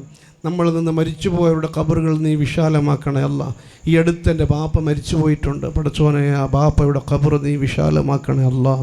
ഖബർ സന്തോഷമാക്കണേ റഹ്മാനെ. ഈ ബദ്രിയ വെൽഫെയർ അസോസിയേഷനിൽ നിന്ന് പല ആളുകളും മരിച്ചു പോയിട്ടുണ്ടാകും. ഈ നാട്ടിൽ നിന്ന് മരിച്ചുപോയ എല്ലാ ബാപ്പ ഉമ്മമാരുടെ ഖബറുകളും നീ സ്വർഗമാക്കണേ എന്ന് പ്രാർത്ഥിച്ചുകൊണ്ട് എൻ്റെ സമയം കൃത്യമായി കഴിഞ്ഞിട്ടുണ്ട്. അള്ളാഹു നമ്മുടെ എല്ലാ കാര്യങ്ങളും ഭംഗിയാക്കി തരട്ടെ. ബദ്രിയ വെൽഫെയർ അസോസിയേഷൻ്റെ കാര്യക്രമങ്ങൾ ഇനിയും നന്നാക്കി എല്ലാവർക്കും മാതൃകമാകുന്ന ഒരു സംഘടനയാക്കി അള്ളാഹു ഇത് തീർക്കണേ എന്ന് മാത്രം പ്രാർത്ഥിച്ചുകൊണ്ട് ആഖിറു ദഅവാനാ അൽഹംദുലില്ലാഹി റബ്ബിൽ ആലമീൻ. അസ്സലാമു അലൈക്കും വറഹ്മത്തുള്ളാഹി വബറകാതുഹു.